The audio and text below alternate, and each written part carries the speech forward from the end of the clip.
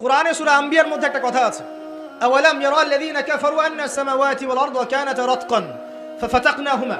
আল্লাহ পাক বলছেন, কাফেররা কি লক্ষ্য করে দেখে না যে আসমান সমূহ এবং জমিন একটা বিন্দুর মধ্যে ছিল একত্রিত, আমি এটাকে বিচ্ছিন্ন করে দিয়েছি। যদি তারা বলেও যে বিগ ব্যাং থেকে সব সৃষ্টি হয়েছে, আমরা বলবো এই বিগ ব্যাং এর স্রষ্টা হচ্ছেন আল্লাহ রাব্বুল আলামিন। কথা বুঝতে পারছেন? তো এই যে চিন্তা ওদের যে আল্লাহ বলতে কেউ নাই, এটা শিরক কিনা? কেউ কেউ চিন্তা করছে যে আল্লাহ আছেন, আরো উপাস্য আছে, যেমন আল্লাহ, তার সন্তান নাউযুবিল্লাহ ঈসা আলাইহিস সালাম এবং পবিত্র আত্মা রুহুল কুদুস। এই সংখ্যায় লোক আছে কি নাই? এদের সংখ্যা কত বিশ্বে? 300-400 কোটি হবে কিনা? না না, আরো কম হবে, হয়তো বেশি বলে ফেলছি। মানে কোটি তো হবেই, 100 কোটি তো বেশি হবে নাকি? সারা বিশ্বে মুসলিমদের সংখ্যা বেশি না খ্রিস্টানদের? খ্রিস্টানদের মধ্যে এক শ্রেণীর খ্রিস্টান, তারা সবাই বলে না, এক শ্রেণীর খ্রিস্টান বলে যে আল্লাহ তিনজন, তিন ইলায় বিশ্বাস, তিন খোদায় বিশ্বাস করে। এই কয়েকদিন আগে বলেছি আমরা, কি নাউযুবিল্লাহ বলেছে, মেরি ক্রিসমাস বলেছে না 25শে ডিসেম্বর, এবং মুসলিমরাও এর সাথে একাত্মতা প্রকাশ করেছে। আস্তাগফিরুল্লাহ ওয়া আতুবু ইলাইহি। সূরা মারিয়ামে আল্লাহ পাক বলছেন, তারা এমন একটা কথা বলে, ওয়াকালু ইত্তাখাযাল্লাহু ওয়ালাদা, তারা বলে আল্লাহ সন্তান গ্রহণ করেছেন। নাউযুবিল্লাহ, লাকাদ জিতুম শাইআন ইদ্দা তাকাদু আস-সামাওয়াতু ইয়াতাফাত্তারনা মিনহু ওয়া তানশাক্কুল আরদু ওয়া তাখিরুল জিবালু হাদ্দা। আল্লাহ পাক বলছেন, কথার ওজনগুলো দেখেন। আল্লাহ পাক বলছেন, যখন তারা বলে যে আল্লাহ সন্তান গ্রহণ করেছে, তখন আসমান নিজেই ফেটে পড়তে চায়, জমিন নিজেই চৌচির হতে চায়, এবং পাহাড়গুলো নিজেই থরথর করে কেঁপে ভেঙে পড়তে চায়। যদি আল্লাহ পাক এদেরকে ক্ষমতা দিতেন, ইচ্ছার স্বাধীনতা দিতেন, হ্যাঁ করো, তাহলে আসমান ফেটে পড়তো। এখন যখন আমরা বলছি যে মেরি ক্রিসমাস, আসমান ফেটে পড়তো। যেদিন 25 ডিসেম্বর ছিল, ওই দিন আমি আমার এয়ারে ফ্লাইও করছিলাম, সম্ভবত কক্সবাজার যাচ্ছি প্রোগ্রাম। তো দেখি যে বিমানের মধ্যেই বলা শুরু করলো যে লেডিস এন্ড জেন্টলম্যান, হ্যাঁ ladies and gentleman, welcome to our flight, এগুলো বলছে। বলার পরে বলছে যে মেরি ক্রিসমাস, সবাইকে ক্রিসমাসের আন্তরিক শুভেচ্ছা। তখন আল্লাহর কসম, আমার মনে হচ্ছিল যে এখন মনে হয় প্লেনটা ভেঙে পড়ে যাবে আসমান থেকে, কারণ আমি একটা জানি। আল্লাহ পাক বলছেন সূরা মারিয়ামের শেষের দিকে পড়ে দেখেন, আল্লাহ পাক বলছেন, ওয়াকালু ইত্তাখাযার রহমানু ওয়ালাদা, তারা বলে রহমান সন্তান গ্রহণ করেছেন। নাউযুবিল্লাহ। তাকাদু আস-সামাওয়াতু ইয়াতাফাত্তারনা মিনহু, এই কথা শুনে আসমান ফেটে পড়তে চায়। ওয়া তানশাক্কুল আরদ, জমিন চৌচির হতে চায়। ওয়া তাখিরুল জিবালু হাদ্দা, পর্বত ফেটে পড়তে চায়, চৌচির হতে চায়। সুবহানাল্লাহ। লাকাদ জিতুম শাইআন ইদ্দা, তোমরা একটা চরম রকম ভয়ঙ্কর মিথ্যা প্রতারণাপূর্ণ কথা নিয়ে এসেছো। যখন বলছে কেউ মেরি ক্রিসমাস, তার মানে সে স্বীকার করছে যে 25শে ডিসেম্বরে আল্লাহ পাক ঈসা আলাইহিস সালামকে জন্ম দিয়েছেন। নাউযুবিল্লাহ। তাই কি না? বুঝতে পারেন না কথা? আর আমরা নামাজে বলছি লাম ইয়ালিদ ওয়া লাম ইউলাদ, কুল হুয়াল্লাহু আহাদ আল্লাহুস সামাদ। লাম ইয়ালিদ, তিনি কাউকে জন্ম দেন নাই, ওয়া লাম ইউলাদ, তাকেও কেউ জন্ম দেয়নি, ওয়া লাম ইয়াকুল লাহু কুফুয়ান আহাদ। একবার এই সূরা পড়লে কোরআনের 3 ভাগের 1 ভাগ পড়ার নেকি হয়ে যায়। 3 বার পড়লে 1 খতম কোরআনের নেকি হয়ে যায়। এমনি এমনি হয় না, কারণ কোরআনের 3 ভাগের 1 ভাগ হচ্ছে আল্লাহর তাওহীদ। কোরআনের 3 ভাগের 1 ভাগ কি? আল্লাহর তাওহীদ। এই যে 3 ভাগের 1 ভাগ, আর 1 ভাগ হচ্ছে হুকুম আহকাম, কি করবে কি করবে না, আর 1 ভাগ হচ্ছে হিস্ট্রি, ইতিহাস, কি হয়েছে এই পর্যন্ত বিশ্বে। কোরআন 3 ভাগে ভাগ করতে পারবেন আপনি। প্রিয় ভাইরা, এটা শিরক কিনা? এবং কোটি কোটি মানুষ কি এই শিরকে বিশ্বাস করে কিনা? এখন ওই সমাজে গিয়ে যদি আপনি বলেন সামাজিকতার খাতিরে মেনে নিচ্ছি যে এটা শিরক, তারপরে আমি তো আপোষ করলাম, চলবে? এখন কিছু মানুষ সামাজিকতার দোহাই দেয়। সামাজিকতা কোন সমাজে? যে সমাজ আমাকে শিরক শেখায় ওই সমাজ, যে সমাজ আমাকে হারাম খাওয়া শেখায় সেই সমাজ, যে সমাজে মানুষ বেদাতি আমল করে সেই সমাজ। কোন সমাজের পূজা করবেন? কোন সমাজের ইত্তেবা করবেন? যেই সমাজ নবী সাল্লাল্লাহু আলাইহি ওয়াসাল্লামের আদলে গড়া সমাজ, সেই সমাজের আমরা তাবেদারি করব ইনশাআল্লাহ। আর যেই সমাজ জাহেলিয়াতের আদলে গড়া, সেই সমাজের তাবেদারি করতে হবে। আল্লাহ পাক বোঝার তৌফিক দান করুন। তো এই যে কিছু মানুষ এখানে শিরক করছে, তারপর কিছু মানুষ কি বলছে যে গ্রহ নক্ষত্র চন্দ্র সূর্যের উপাসনা করা যায়, করছে না মানুষ? কিছু মানুষ কবর পূজা করছে কিনা? করছে কিনা? কিছু মানুষ মাজারের পূজা করছে কিনা? কিছু মানুষ মৃত ব্যক্তির কাছে নজর মানত করে কিনা? কিছু মানুষ মৃত ব্যক্তির কাছে যে কুরবানি জবাই করে কিনা? কিছু মানুষ এই যে জাদুবিদ্যার চর্চা করছে কিনা? তারপরে যে ভাগ্য গণনা করছে কিনা রাশিফল দেখে? কিছু মানুষ টিয়া পাখির মাধ্যমে ভাগ্য গণনা করছে কিনা? প্রত্যেকটা রন্ধ্রে রন্ধ্রে শিরক। প্রথম শিরক হচ্ছে আকীদার, বিশ্বাসের। আল্লাহ ছাড়া কেউ সন্তান দিতে পারে, বিশ্বাস করলে শিরক। আল্লাহ ছাড়া কেউ আমাকে পরকালে বাঁচাবে, বিশ্বাস করলেই শিরক। আল্লাহ ছাড়া কেউ আমাকে ভালো করতে পারে, বিশ্বাস করলে শিরক। খারাপ করতে পারে, বিশ্বাস করলে শিরক। আল্লাহ ছাড়া কেউ উপকার অপকার করতে পারে, বিশ্বাস করলে শিরক। আল্লাহ থেকে সব হয় এই কনসেপ্টের বাইরে গেলেই শিরক হয়ে যাবে। সবকিছু কার থেকে হয়? তো এই যে লা ইলাহা ইল্লাল্লাহ একটা আকীদার বিষয়, প্রথমে আকীদার মধ্যে শিরক ঢুকেছে, একটা শিরক ঢুকেছে আমলের মধ্যে, আশ-শিরকু ফিল আমাল, আমলগুলোর মধ্যে। কিরকম? এই যে আল্লাহ বাদ দিয়ে অন্য কাউকে সিজদা করা, আল্লাহ বাদ দিয়ে অন্য কারোর জন্য নজর মানত করা, আল্লাহ বাদ দিয়ে অন্য কারোর জন্য এই যে আপনি কুরবানি করছেন, হ্যাঁ, আল্লাহ ছাড়া অন্য কারোর কাছে দোয়া করছেন, সবই শিরক। এই যে আপনি হাতের মধ্যে একটা বালা পরে আছে, বালাটা খুলতে বললে খোলেন না, কেন খোলেন না? আপনার ধারণা এটা খুলে ফেললে আপনার ক্ষতি হবে, রোগ আর ভালো হবে না। এই যে আকীদা, শিরকি আকীদা, শিরকি আকীদা, টাটকা শিরকি আকীদা। যদি মনে করেন যে এটা খুললে, এই যে আংটি একটা পরেছেন মনে করেন, এই নিয়াতে পরে থাকেন যে এই আংটি পরার পরে আমার রোগ ভালো হবে, টাটকা শিরকিটা। এমনি যদি পরেন সৌন্দর্য বর্ধনের জন্য পরেছি, কোনো সমস্যা নেই, ইন্নামাল আমালু বিন্নিয়াত। কিন্তু যদি এই নিয়াতে পরেন এই আংটিটা পরলেই আমার রোগটা ভালো হবে, খুললে আর রোগ ভালো হবে না, ব্যাস শিরক হয়ে গেছে। তারপরে বিয়ে হচ্ছে না, তাবিজ করতেছে, তাবিজ করলে বিয়ে হবে, শিরক হয়ে গেল। আবার একজন একজনকে ভালোবাসে, অবৈধ ভালোবাসা, বৈধটা না অবৈধটা, এখন তার আবার বিয়ে ঠিক হয়েছে এক জায়গায়, এই বিয়ে সে ভাঙাবে, কবিরাজের কাছে গিয়ে বিয়ে ভাঙানি করতেছে, চালাচালি করতেছে, নকশা আঁকতেছে, করে না? স্বামী স্ত্রীর কথা শোনে না, স্ত্রী চলে গেছে কবিরাজের কাছে, গিয়ে বলছে আমার স্বামী আমার কথা শোনে না, তাবিজ করবো, তাবিজ দেন। স্বামী ঘুমায়, বালিশের নিচে দেখে তাবিজ। আছেন এরকম কুফরি কালাম? সবই শিরক। কেউ জাদুবিদ্যার চর্চা করতেছে মানুষের, এবং বিশ্বাস করেন, আমি একটা নিউজ দিই আপনাদেরকে, এখন বিশ্বের একটা অংশের মানুষ সত্যি সত্যি ব্ল্যাক ম্যাজিক বা কালো জাদু করে। ব্ল্যাক ম্যাজিক বা কালো জাদুর চর্চা হচ্ছে, আবার নতুন করে বিশ্বে কালো জাদুর চর্চা হচ্ছে। তো খেয়াল রাখতে হবে এগুলো থেকে বাঁচার জন্য কি করবো? বাঁচার জন্য প্রতিদিন 5 ওয়াক্ত নামাজ, পবিত্র অবস্থায় থাকার চেষ্টা করা, সকাল সন্ধ্যার মাসনুন দোয়া কালামগুলো পড়বেন হিজবুল মুসলিম বই থেকে, আর এই যে আপনার কোরআন তেলাওয়াত, ডেইলি একটু করে কোরআন তেলাওয়াত করলে ইনশাআল্লাহ এই ধরনের চোখ লাগা, বদনজর, জাদুটোনা সবকিছু পরাজিত হয়ে যাবে ইনশাআল্লাহ তাআলা। বহু মানুষ জিনের উপাসনা শুরু করেছে, হ্যাঁ, জিন তাবে করছে, জিনকে দিয়ে কাজ করাচ্ছে। এগুলো তো সায়েন্স বিশ্বাস করে না, করে? জিন জাতির অস্তিত্ব আছে কি নাই? ওয়ামা খালাকতুল জিন্না ওয়াল ইনসা, আল্লাহ পাক বলছেন ওয়ামা খালাকতুল জিন্না ওয়াল ইনসা, আমি জিন আর মানুষকে সৃষ্টি করেছি কি জন্য? ইল্লা লিয়াবুদুন, আমার ইবাদত করার জন্য। আমাদের সবার সাথেই একটা করে শয়তান জিন আছে, আছে না নাই? আছে। বাথরুমে যান না, বাথরুমে যাওয়ার সময় কি দোয়া পড়েন? আল্লাহুম্মা ইন্নী আউযু বিকা মিনাল খুবসি আর খাবাইস, মানে কি? খুবসি আর খাবাইস মানে কি? দুষ্ট নোংরা জিন শয়তান। তো সুলাইমান আলাইহিস সালামের যুগ থেকে জাদুবিদ্যার চর্চা চলে আসছে, এবং আমাদের নবী মুহাম্মদ সাল্লাল্লাহু আলাইহি ওয়াসাল্লামকেও কিন্তু জাদু করা হয়েছিল, জানেন এটা? আমাদের নবী সাল্লাল্লাহু আলাইহি ওয়াসাল্লামের মাথার চুল মোবারককে নিয়ে জাদু করেছিল মহিলা, ঠিক আছে? এই জাদুর অস্তিত্ব ছিল একটা কূপের নিচে, আলী রাদিয়াল্লাহু আনহু গিয়ে সেটাকে খুঁজে বের করেন, রাসূল সাল্লাল্লাহু আলাইহি ওয়াসাল্লামের সামনে ওটা ধ্বংস করে দেওয়া হয়। এরপরে এই সময় নাজিল হয় কুল আউযু বিরাব্বিল ফালাক মিন শাররি মা খালাক ওয়া মিন শাররি গাসিকিন ইযা ওয়াকাব ওয়া মিন শাররিন নাফাসাতি ফিল উকাদ, এটা হচ্ছে জাদুর আয়াত। ওয়া মিন শাররিন নাফাসাতি ফিল উকাদ ওয়া মিন শাররি হাসিদিন ইযা হাসাদ। এবার নাজিল হয় কুল আউযু বিরাব্বিন নাস মালিকিন নাস ইলাহিন নাস মিন শাররিল ওয়াসওয়াসিল খান্নাস আল্লাযী ইউওয়াসওয়িসু ফি সুদুরিন নাস মিনাল জিন্নাতি ওয়ান নাস। এই সূরা দুটো নাজিল হয় এই ঘটনার প্রেক্ষিতেই।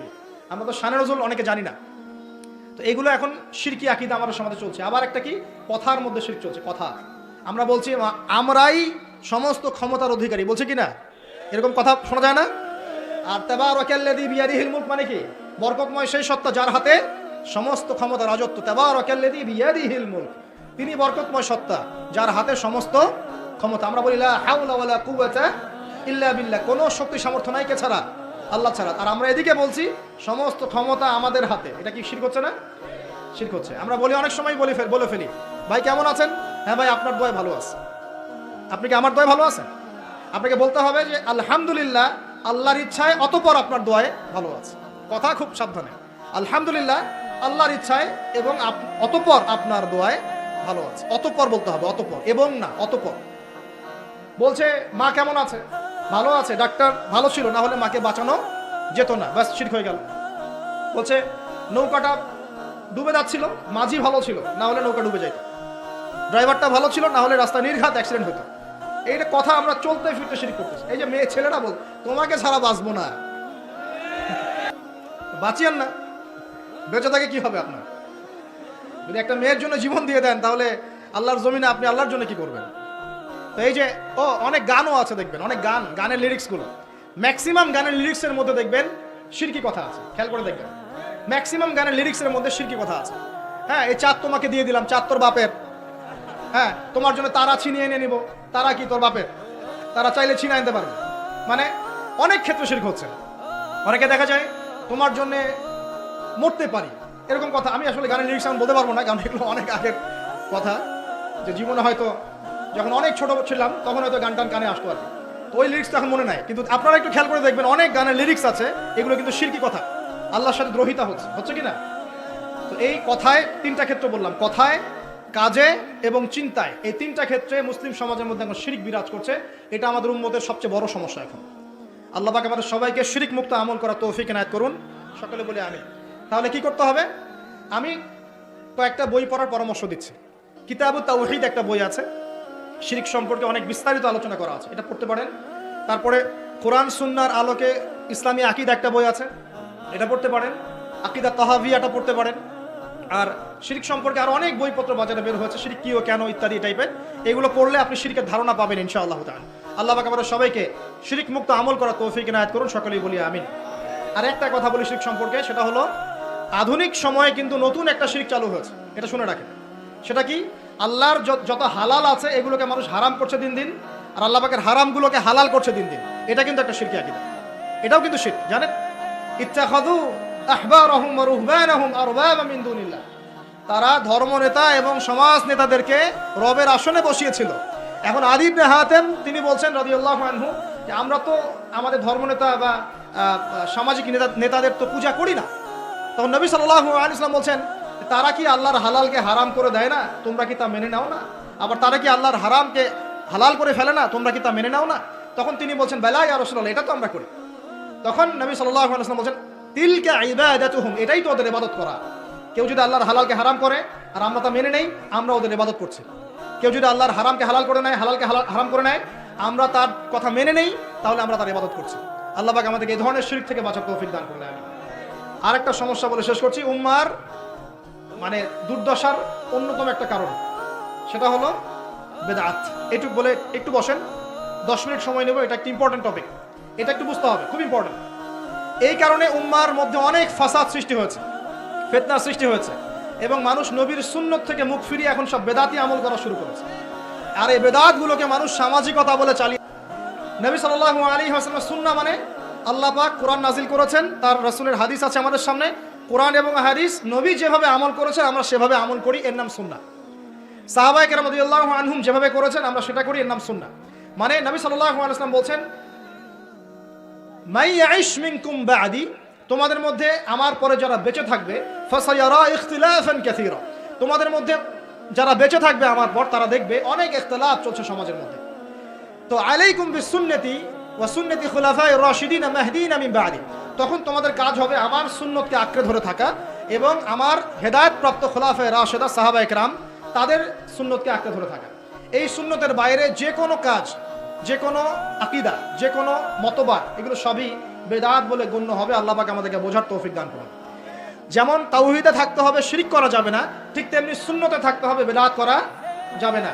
সুন্নত কেমন? নবী সাল্লাল্লাহু আলাইহি ওয়াসাল্লাম ঘুমিয়েছেন যেভাবে, সেইভাবে ঘুমাবো সুন্নত। নবীজি ঘুমিয়েছেন, ঘুমানোর আগে ওযু করেছেন, ডান দিকে কাত হয়েছেন, আল্লাহুম্মা বিইসমিকা আমুতু ওয়া আহইয়া বলেছেন, সূরা মুলক তেলাওয়াত করেছেন, পারলে আপনি করবেন।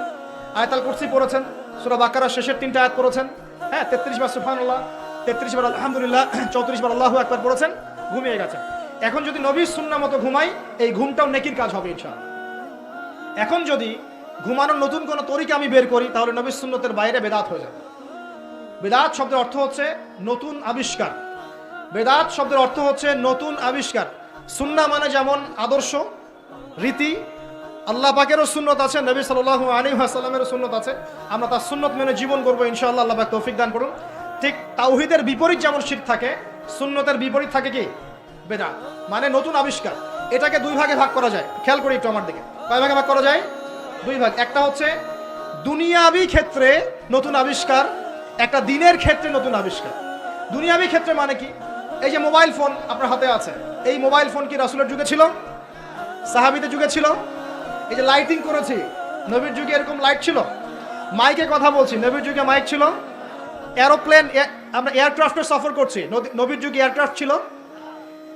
খেয়াল করে দেখেন, আমরা যখন বাহনে উঠছি, আমরা বাহনে উঠে দোয়া পড়ছি, আল্লাহু আকবার আল্লাহু আকবার আল্লাহু আকবার, সুবহানাল্লাযী সাখখারা লানা হাযা ওয়া মা কুন্না লাহু মুকরিনিন ওয়া ইন্না ইলা রাব্বিনা লামুনকালিবুন। এই দোয়া বদলে গেছে না যায় নাই? দোয়াটা কি বদলেছে? এই দোয়াটা নবী সাল্লাল্লাহু আলাইহি ওয়াসাল্লাম গাধার পিঠে উঠে পড়েছেন, ঘোড়ার পিঠে উঠে পড়েছেন, ওই সময়কার সমসাময়িক বাহনের পিঠে উঠে পড়েছেন। আমরা এ যুগের সমসাময়িক বাহনের পিঠে উঠে একই দোয়া পড়ছি। দোয়া কি চেঞ্জ হয়েছে না বাহন চেঞ্জ হয়েছে? এই যে বাহন যে পরিবর্তন হয়েছে, এটা টেকনোলজি না, প্রযুক্তি টেকনোলজি। এটা হচ্ছে দুনিয়ার ক্ষেত্রে বেদাত, যেটা সম্পূর্ণ জায়েজ। কথা বুঝতে পারছেন? এটা সম্পূর্ণ জায়েজ যতক্ষণ পর্যন্ত না স্পষ্ট কোনো দলিল পাওয়া যাচ্ছে এটার এগেনস্টে, যেটা হারাম। স্পষ্ট দলিল না পাওয়া যাওয়া পর্যন্ত এটাকে আপনি বৈধ রাখতে পারেন। এটা এক নম্বর। আরেকটা বেদাত হলো দিনের ক্ষেত্রে বেদাত। দিনের ক্ষেত্রে কেমন? নবী সাল্লাল্লাহু আলাইহি ওয়াসাল্লাম বলছেন, মান আহদাথা ফি আমরিনা হাযা, সহিহ মুসলিম হাদিস নাম্বার 1718। নবীজি বলছেন, মান আহদাথা ফি আমরিনা হাযা মা লাইসা মিনহু ফাহুয়া রাদ। কোন ব্যক্তি যদি এই দিন ইসলামের মধ্যে এমন কোন আমল চালু করে যে আমলের সমর্থনে আমাদের পক্ষ থেকে কোনো প্রমাণ নাই, সেটাই রদ বা প্রত্যাখ্যাত, সেটা বাতিল। নবী সাল্লাল্লাহু আলাইহি ওয়াসাল্লাম অন্য হাদিসে বলছেন, মান আহদাথা ফি আমরিনা হাযা মা লাইসা মিনহু ফাহুয়া রাদ মান আমিলা আমালান লাইসা আলাইহি আমরুনা ফাহুয়া রাদ। সংজ্ঞা শিখলাম কি? আমার সাথে বলেন দেখি, বেদাত শব্দের অর্থ কি? নতুন আবিষ্কার। কয় প্রকার হয়? কয় প্রকার হয়? একটা দুনিয়াবি ক্ষেত্রে যেমন বললাম যে এই যে প্রযুক্তিগত বেদাত যেগুলো হয়েছে, এগুলো জায়েজ না জায়েজ? জায়েজ। যতক্ষণ পর্যন্ত না এগুলোর বিপরীতে কোনো দলিল স্পষ্ট পাওয়া যাচ্ছে ততক্ষণ পর্যন্ত জায়েজ। আর একটা দিনের ক্ষেত্রে যেটা, সেটা কি জায়েজ হবে না নাজায়েজ হবে? দিনের ক্ষেত্রে যদি আমরা এমন কোনো আমল করি নেকির আশায়, সওয়াবের আশায়, যেটা রাসূল করেন নাই, সাহাবীরা করেন নাই, এবং তাবেঈন ইমামগণ সবার থেকে প্রমাণিত না, এই কাজটা যদি সওয়াবের আশায় করতে যাই যার পক্ষে কোনো দলিল পাওয়া যায় না, সেটাকেই বাতিল প্রত্যাখ্যাত বেদাত বলা হয়। কথা বুঝতে পারছেন কিনা? উদাহরণ দিলে এবার ক্লিয়ার হবে। কয়েকটা ভাবে হতে পারে। যেমন এক নাম্বার ধরন কেমন? মনে করেন যে আপনি হালুয়া রুটি সেমাই খাবেন, খুব ভালো কথা। হালুয়া রুটি সেমাই খাওয়া কি জায়েজ না জায়েজ? এই খাবারটা হালাল না হারাম? হালাল। আপনি এখনও খেতে পারেন, আপনি সকালেও খেতে পারেন, আপনি দুপুরেও খেতে পারেন, যখন ইচ্ছা তখন খেতে পারেন। কিন্তু যদি আপনি কোনো দিবসকে কেন্দ্র করে এরকম একটা সংস্কৃতি চালু করেন যে আজকে 15ই শাবান আমরা সবাই এখন হালুয়া রুটি খাবো, এই যে একটা দিনকে কেন্দ্র করে আপনি একটা নতুন কাজ শুরু করলেন, এই কাজটাকে আমরা বেদাত বলে ফেলছি। মনে করেন আপনি দরুদ পড়বেন, খুব ভালো কথা, দরুদ ভালো জিনিস, দরুদ পড়লে নেকি হয়। কিন্তু দরুদ পড়লে নেকি হয়, রাসূলের জীবনী চর্চা করলে নেকি হয়, তাকে সালাম দিলে নেকি হয়, সব ঠিক আছে। কিন্তু এখন যদি আপনি নবীর জন্ম দিবসটাকে কেন্দ্র করে এই কাজগুলোকে ঘটা করে করার চেষ্টা করেন, যেটা নবীজি করেন নাই, সাহাবীরা করেন নাই, এটা হলো ধরনগত বেদাত। কথা বুঝতে পারছেন কিনা? দুই নম্বরে আসেন, একটা হয় জিন্সগত। জিন্স মানে প্রকরণ। এটা কেমন? আল্লাহ পাক আমাদেরকে কুরবানি করতে বলেছেন চতুষ্পদ জন্তু। চতুষ্পদ জন্তু বুঝি 4 পাওয়ালা। এখন ঘোড়ারও তো 4 পা আছে। এখন যদি আমরা কুরবানি করতে গিয়ে এখন ঘোড়া কুরবানি করা শুরু করি, বলেন কি বুঝলেন? আচ্ছা, ঘোড়া বাদ দেন, মুরগি কুরবানি করা শুরু করি, মোরগ কুরবানি করা শুরু করলেন, মনে করলেন যে সমস্যা কি, এটাও তো আল্লাহর সৃষ্টি, হালাল তো, মুরগি খাওয়া তো হালাল, মোরগ খাওয়া তো হালাল, তো গরু ছাগল বাদ দিয়ে মুরগি কুরবানি করলাম, কি সমস্যা? করতে পারবেন না, কারণ আল্লাহ পাক চতুষ্পদ জন্তু কুরবানি কথা বলেছেন। এটা যদি করেন জিন্সগত বেদাত হয়ে যায়। কথা বুঝতে পারছেন? 3 নাম্বার একটা হচ্ছে যেটাকে আমরা বলি আদাদ বা সংখ্যাগত। যেমন আল্লাহ পাক বলেছেন এশার নামাজ পড়তে 4 রাকাত, ফরজ নামাজ কয় রাকাত? 4 রাকাত। কেউ যদি মনে করে এখন না নামাজ খুব ভালো কাজ, নামাজ পড়লে নেকি হয়, তো 4-এর জায়গায় আমি 5 রাকাত পড়বো, কি হবে?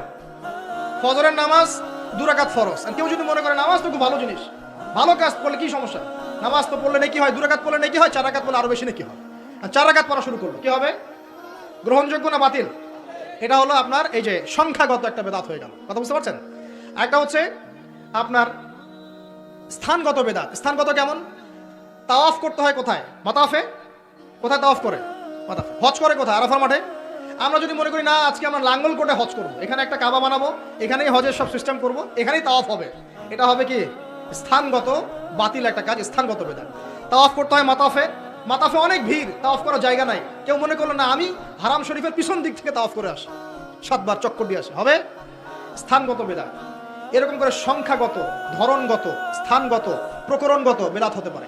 আবার পদ্ধতিগত হতে পারে, কাইফিয়াত। যেমন অজু করতে হয় প্রথমে বিসমিল্লাহ বলেন, এই যে হাত ধুচ্ছেন, কুলি করছেন, নাকে পানি দিচ্ছেন, তাই না? তারপরে কনুই ধুচ্ছেন, আস্তে আস্তে পা ধুচ্ছেন। এখন আপনি চিন্তা করলেন যে অজু তো অজুই, হাত ধোয়া পা ধোয়া নিয়েই কথা, আমি আগে পাটা ধুই, তারপরে মাথা মাসা করি, তারপরে হাত ধুবো কনুই পর্যন্ত, তারপরে কুলি করে অজু মাশাআল্লাহ সারা। পদ্ধতি নতুন বানালেন, এটা কি হবে? পদ্ধতিগত বেদাত। এই কারণেই বলছি দরুদ আপনি পড়বেন, ঠিক আছে, কোনো সমস্যা নাই, আপনি আল্লাহর জন্য দাঁড়িয়ে কিয়াম করবেন, কোনো সমস্যা নাই। কিন্তু নবী সাল্লাল্লাহু আলাইহি ওয়াসাল্লাম, সাহাবায়ে কেরাম কি এভাবে দরুদ পড়ে তাদেরকে আল্লাহ রসুলকে হাজির নাজির মেনে দাঁড়িয়ে গিয়ে কিয়াম করেছেন কিনা, এর দলিল আগে দেখতে হবে। যদি দলিল পাওয়া যায় করবেন, পাওয়া যায় না টাটকা বেদাত করা যাবে না। যদি আপনার কাছে দলিল থাকে করবেন, আমার কাছে দলিল নাই, আমি করি নাই, সিম্পল। এখানে সামাজিকতা, এখানে পলিটিক্স, পরিবেশ, অমুক তমুক দেখার সময় সুযোগ আমাদের নাই। কারণ সারা দুনিয়ার মানুষ যদি সুদ খায়, আমরা সুদ খেতে পারবো না। সারা দুনিয়ার মানুষ যদি বলে যে জেনা হালাল, আমরা জেনা করতে পারবো না। সারা দুনিয়ার মানুষ যদি বলে মাদকদ্রব্য হালাল, সবাই খাচ্ছে, আমি খেলে কি সমস্যা, আমরা খেতে পারবো না। সারা দুনিয়ার মানুষ যদি বলে দাড়ি কেটে ফেলো, সবাই কেটে ফেলছে, আমরা কাটতে পারবো না। সারা দুনিয়ার মানুষ যদি বলে যে নামাজ কেউ পড়তেছে না, আমরা না পড়লে কি সমস্যা, আমরা পড়তে এরকম কাজ করতে পারবো না। সারা দুনিয়ার মানুষ বলছে যে এই যুগে কি আর আল্লাহর বিধান চলে, কিন্তু আমরা বলবো যে হ্যাঁ, প্রত্যেক যুগেই আল্লাহর বিধান চলার চেষ্টা করতে হবে। সারা দুনিয়ার মানুষ কি বললো আর সংখ্যাগরিষ্ঠ মানুষ কি বললো, এগুলো দেখার বোঝার সময় নেই আমাদের। কারণ কোরআন এবং সুন্নাহ যা বলেছে অকাট্য সত্য তাই করতে হবে। এই কাজের পিছনে যদি দলিল পাওয়া যায় কাজ করবেন, যদি দলিল পাওয়া না যায় তারপরেও যদি আপনি করেন, আপনি টাটকা বেদাতি মানুষ একজন। আর একজন বেদাতি মানুষের সাথে তর্ক করার মতো কুরুচিও আমাদের কাছে নাই। বেদাতের কেন করে মানুষ? অজ্ঞতা বশত, হঠকারিতা বশত, দলিল না থাকার কারণে, জাল দলিল পেশ করার কারণে। কেন মানুষ করে? মানুষ করে দুনিয়ার সার্থকতার কারণে, লৌকিকতার কারণে, মানুষকে সন্তুষ্ট করার কারণে। কি পরিণতি হবে? দুই চারটা হাদিস বলে শেষ করছি। একটু শুনেন, নবী সাল্লাল্লাহু আলাইহি ওয়াসাল্লাম বলছেন, আমি সবার আগে হাউজে কাউসারে যাব, যাওয়ার পরে আমি তোমাদের জন্য অপেক্ষা করতে থাকবো, আর মানুষ আমার সামন দিয়ে চলে যাবে। মান মাররা আলাইয়া শারিবা, যে আমার সামন দিয়ে যাবে সে এই হাউজে কাউসারের পানি পাবে আমার কাছে। ফামান শারিবা লাম ইয়াজমা আবাদা, কেউ যদি একবার পান করে সে কখনো পিপাসার্ত হবে না। হাউজে কাউসারের পানি হবে মধুর চেয়ে মিষ্টি, দুধের চেয়ে সাদা, একবার পান করলে আর কখনো পিপাসার্ত হবে না। এবার নবী সাল্লাল্লাহু আলাইহি ওয়াসাল্লাম বলছেন, খেয়াল করেন, নবীজি বলছেন সুম্মা ইউহালু বাইনি ওয়া বাইনাকুম, এরপর আমার এবং তাদের মাঝখানে হঠাৎ একটা পর্দা পড়ে যাবে। আমি বলবো ইন্নাহুম মিন্নি, তারা তো আমার উম্মত, পর্দা কেন পড়ে গেল, কেন পর্দা পড়ে গেল? নবী সাল্লাল্লাহু আলাইহি ওয়াসাল্লামকে বলা হবে ইন্নাকা লা তাদরি, ইন্নাকা লা তাদরি, হে নবী আপনি জানেন না, মা আহদাসু বা'দাক, তারা আপনার ইন্তেকালের পরে দিনের মধ্যে কত নতুন নতুন বেদাত, আমল এবং আকীদা চালু করেছিল, আপনি জানেন না। নবীজি তখন বলবেন সুহকান সুহকান, দূর হয়ে যাও, দূর হয়ে যাও, লিমান গায়্যারা বা'দি, যারা আমার পরে দিনকে পরিবর্তন করেছো তারা এখান থেকে দূর হয়ে যাও। অন্য হাদিসে আসছে নবী সাল্লাল্লাহু আলাইহি ওয়াসাল্লাম বলেছেন মান আহদাসা হাদাসান, কেউ যদি কোনো বেদাত করে, ওয়া আওয়া মুহদিসান, এবং বেদাতিকে সম্মান করে আশ্রয় দেয়, সে যেন ইসলাম ধ্বংস করার কাজে সাহায্য করবে। একটা হাদিসে বলছেন ফাআলাইহি লানাতুল্লাহি ওয়া মালাইকাতিহি ওয়ান নাসি আজমাইন, কেউ যদি বেদাত করে, বেদাতিকে আশ্রয় দেয়, তাকে সম্মান করে, তার উপরে আল্লাহ এবং তার ফেরেশতা এবং পুরো মানব জাতির লানত অভিশাপ আছে। আরেকটা হাদিসে নবীজি বলছেন তিনজন ব্যক্তি আসছে তার আমল দেখতে, আমল দেখে একজন বলছে নবীজির আমল তো কম মনে হচ্ছে, নবীজির আমল দেখলে আমাদের চলবে না। ক্বাদ গুফিরা লাহু মা তাকাদ্দামা মিন যামবিহি ওয়া মা তাআখার, নবীজির আগের পরের সব গুনাহ মাফ, তার আমল দেখলে আমাদের চলবে না। ফাইন্নাহুম তাকাল্লুহা, আমলকে তার অল্প মনে করলো। একজন বলছে আম্মা আনা, আমি উসাল্লি লাইলান আবাদা, আমি সারা রাত নামাজ পড়বো, আমি ঘুমাবো না। আরেকজন বলছে আনা আসুমুদ দাহরা ওয়া লা উফতির, আমি বছরের প্রত্যেক দিন রোজা রাখবো, কোনোদিন রোজা ভাঙবো না। আরেকজন বলছে আনা আ'তাজিলুন নিসা, আমি মহিলাদেরকে ত্যাগ করলাম, ওয়ালা আতাজাওয়াজু আবাদান, আমি কোনোদিন বিবাহ শাদী করব না। এবার নবী সাল্লাল্লাহু আলাইহি ওয়াসাল্লাম এসে বলছেন আনতুম কুলতুম কাযা ওয়া কাযা, তোমরা কি এরকম এরকম কথা বলছিলে? তখন সাহাবীরা বলেন হ্যাঁ ইয়া রাসূলুল্লাহ, আমরা এরকম কথা বলছিলাম। নবীজি বলেন শুনে রাখো, ওয়াল্লাহি, আল্লাহর কসম করে বলছি, লাইন্নি আতকাকুম লিল্লাহি ওয়া আতকাকুম লিল্লাহি ওয়া আতকাকুম বিহি, ওয়াল্লাহি আমি আল্লাহর কসম করে বলছি, ওয়া ইন্নী লা আখশাকুম লিল্লাহি ওয়া আতকাকুম বিহি, আমি তোমাদের চাইতে বেশি আল্লাহকে ভয় করি এবং আমি তোমাদের মধ্যে বেশি মুত্তাকি মানুষ, তোমাদের মধ্যে সবচেয়ে মুত্তাকি আমি এবং আমি সবচেয়ে বেশি আল্লাহকে ভয় করি। কিন্তু আনা উসাল্লি ওয়া আরকুদ, আমি নামাজ পড়ি আবার ঘুমাই, রাতে আমি নামাজও পড়ি কিছু অংশ ঘুমাই। আনা আসুম ওয়া আফতির, আমি সিয়ামও রাখি আবার ছেড়েও দিই, রোজাও রাখি ছেড়েও দিই, তা না আমি সারা বছর রোজা রাখি না। আনা আতাজাওয়াজু নিসা, আমি যে বিয়ে শাদী করেছি, আমার স্ত্রীরা আছে, আমার একাধিক স্ত্রী আছে। ফামান, শোনেন, ফামান রাগিবা আন সুন্নতি, নবীজি বলছেন কেউ যদি আমার এই সুন্নত থেকে মুখ ফিরিয়ে নেয়, ফামান রাগিবা আন সুন্নতি, কেউ যদি আমার সুন্নত থেকে মুখ ফিরায়, মানে বেদাতি আমল চালু করে, তাহলে কি ফামান রাগিবা আন সুন্নতি ফালাইসা মিন্নি, সে আমার উম্মতের অন্তর্ভুক্ত না।